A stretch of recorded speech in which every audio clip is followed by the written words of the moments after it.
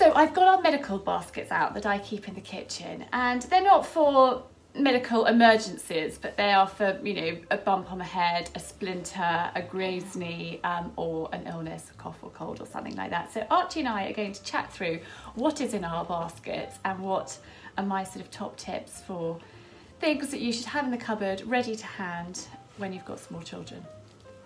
So in this basket is our sort of cuts and bumps and things like that. So cotton wool, always pretty important. And then I've got an eye wash with an eye bath. So if somebody gets something in their eye, it's really important to have an eye bath to hand.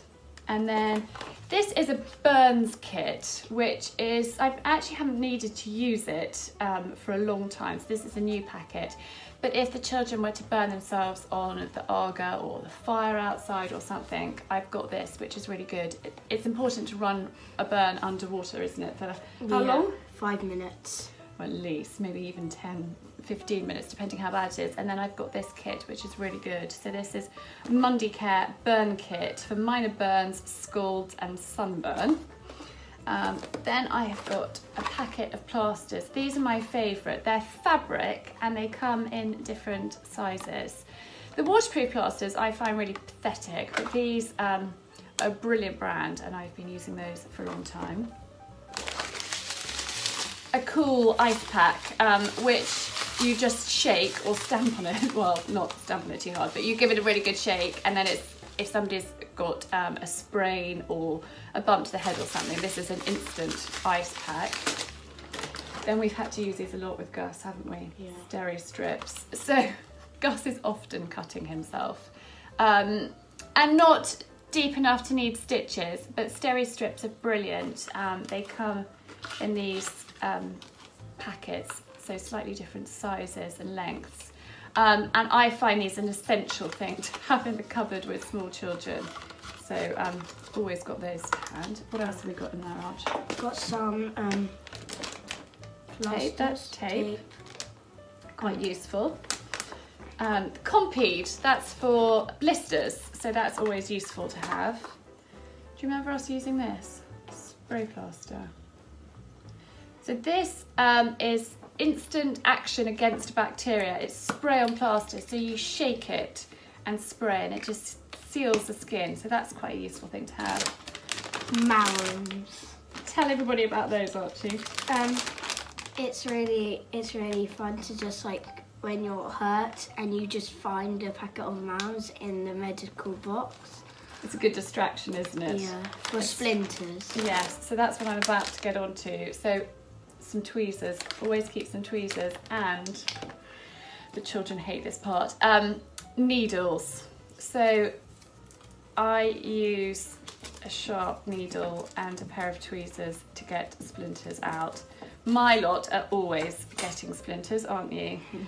And a lighter. So it's really important that you sterilise a needle. So you just burn it with a hot flame until it glows red, and then it goes black, which is slightly off-putting, the black part.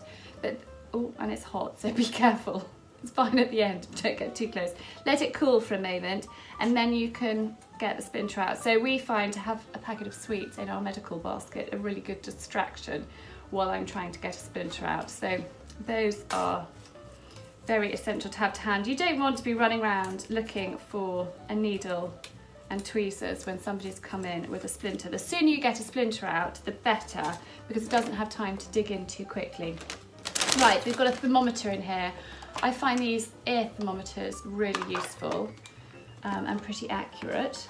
And then we have got Meeple dressings. So if it's a slightly bigger cut and you don't have a big enough plaster, or you need a sterilised dressing, I like to have a few of these, because we have had, between the 3 children, a few sort of fairly nasty cuts over the years, haven't we?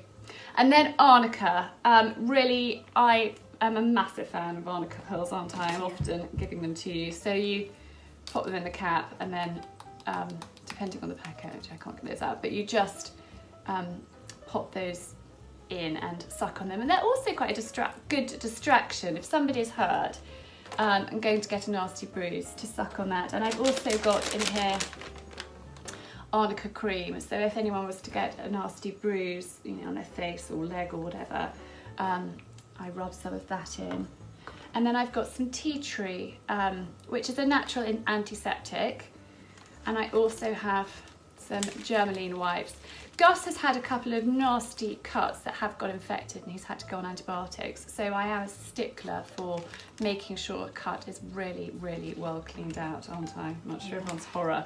So I've got that. I also have in here, which is where the cotton wool comes in handy. And the children do squeal, but good old fashioned TCP is wonderful for cleaning out nasty cuts, isn't it? You don't like that bit. So that is, Antisan bite cream. This is a really good bite cream, so we use that, don't we, quite a lot. In fact, in the summer they tend to all have a tube of it by their bed. So that's that basket. So now this basket in here, I've got all the sort of more medical things. So a bottle of Calpol, large bottle, 6+, because mine are all over 6 now. We have a sugar-free variety because Archie's actually allergic to Calpol with sugar and throws it back up, which is a little bit annoying, but we've now learned, haven't we? Piriton, really good for hay fever, for insect bites, for allergies. So I always have a bottle of this. I actually keep a bottle upstairs and a bottle downstairs. Simple Lictus. So this is really good for coughs for children. Don't need complicated cough mixtures. This works really well and tastes quite nice too. What have we got here? Nurofen. So that's really good to work with Calpol, and you can alternate Nurofen and Calpol.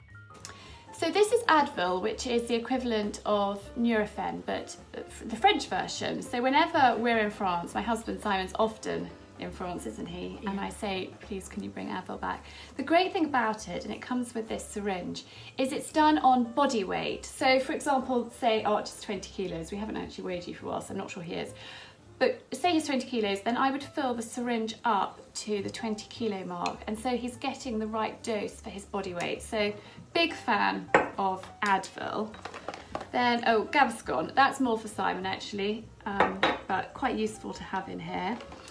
Oh, these are hydration tablets. So if the children have been really unwell with a tummy bug, these are good to get fluids back into them. They don't really like the taste, but it is really important to get rehydrated. Berocca, if anyone's feeling a bit run down, shot of that is pretty good. Bonjela. I love Bonjela, don't I? I love it too. So there's the adult one and there's the children's version, and it's quite important that children under 16 don't use the adult one. So I've got this for them. And any soreness in the mouth, any kind of ulcer or teething, and even Archie's you've got a tooth coming through at the moment, haven't you? It's been a bit sore in his gums, so a bit of Bonjela does the trick more often than not. That's a bit more Gaviscon.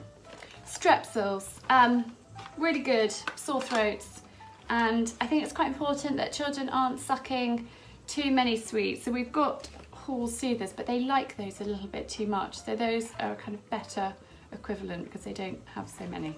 I try and monitor it carefully, don't I? Collis Brown. It's quite difficult to get hold of Collis Brown. This is really, really good if you've got a tummy bug and it just settles the tummy. If you come across Collis Brown, do get some and keep it in your cupboard because I can highly recommend it. These we absolutely love.